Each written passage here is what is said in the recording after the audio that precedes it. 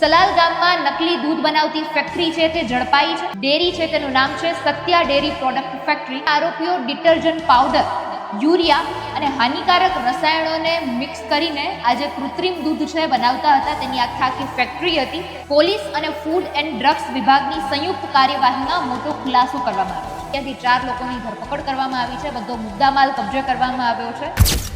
નમસ્કાર, આપની સાથે હું આકાંક્ષા. તમે જોઈ રહ્યા છો ઓવર રાજકોટ. ચોંકાવનારા સમાચાર સામે આવ્યા. વાત કરવી છે સાબરકાંઠાના પ્રાંતિજ તાલુકાના સલાલ ગામની. હવે મમ્મી કોઈ પણ બાળકને સ્વસ્થ બનાવવું છે, તાકાતવાળું બનાવવું છે તો તેને શું કહેશે કે તારે દૂધ પીવું જોઈએ. દૂધ પીવાથી તારા શરીરમાં તાકાત આવશે, તને જે ન્યુટ્રિશન્સ મળવા જોઈએ તને દૂધમાંથી મળશે.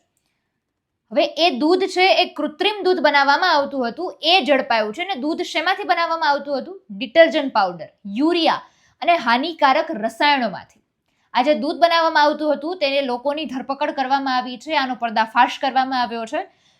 સલાલ ગામમાં નકલી દૂધ બનાવતી ફેક્ટરી છે તે ઝડપાઈ છે. પોલીસ અને ફૂડ એન્ડ ડ્રગ્સ વિભાગની સંયુક્ત કાર્યવાહીમાં મોટો ખુલાસો કરવામાં આવ્યો છે. જે રીતે મેં વાત કરી કે આરોપીઓ ડિટર્જન્ટ પાવડર, યુરિયા અને હાનિકારક રસાયણોને મિક્સ કરીને આ જે કૃત્રિમ દૂધ છે બનાવતા હતા તેની આખી ફેક્ટરી હતી.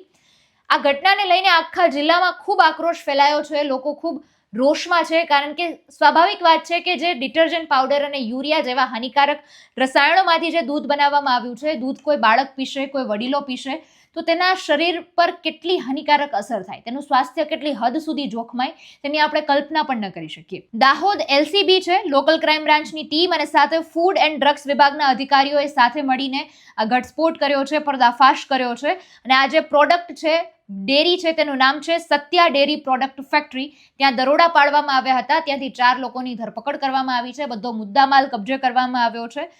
હવે આ રીતે જે દૂધ જેવું દેખાતું પ્રવાહી છે તે બનાવવા માટે કરવામાં આવતો હતો. નકલી દૂધને બજારમાં ને આસપાસના વિસ્તારોમાં તેનું વેચાણ પણ કરવામાં આવતું હતું. તે રીતની વાત પણ સામે મળી છે. પોલીસે ઘટના સ્થળેથી નકલી દૂધ ભરેલા ડબ્બા, મિક્સિંગના જેટલા મશીનો છે, રસાયણની પ્રોડક્ટો છે, અન્ય બધી જ સામગ્રીઓ જપ્ત કરી છે. 4 લોકોની ધરપકડ કરી છે અને આ દિશામાં વધુ કાર્યવાહી પણ હાથ ધરી છે. પણ લોકોમાં અત્યારે રોષ એ જ વાતને લઈને છે કે આ રીતે જે ફેક્ટરી છે ઘણા લાંબા સમયથી ચાલી આવતી હશે, કેટલા લોકોએ આ દૂધ પીધું હશે, કેટલા લોકોને આની હાનિકારક અસરોનો સામનો કરવો પડ્યો હશે. અને આ તો માત્ર નકલી દૂધની વાત થઈ. દરેક વસ્તુઓમાં નકલીના કિસ્સાઓ જોવા મળે છે. નકલી ઘી મળતું હોય છે, નકલી દૂધ મળતું હોય છે અને આવી કેટલી બધી પ્રોડક્ટ છે તે બજારમાં નકલી વેચવામાં આવતી હોય છે. અને ખરેખર આ ખૂબ ચિંતાનો વિષય છે. આવનારા સમયમાં ખબર પડશે કે આ દિશામાં નવી શું અપડેટ સામે આવે છે. સમગ્ર મુદ્દાને આપ કઈ રીતે જુઓ છો એ કમેન્ટમાં જણાવજો. ફરી મળીશું. અમને રજા આપશો. નમસ્કાર.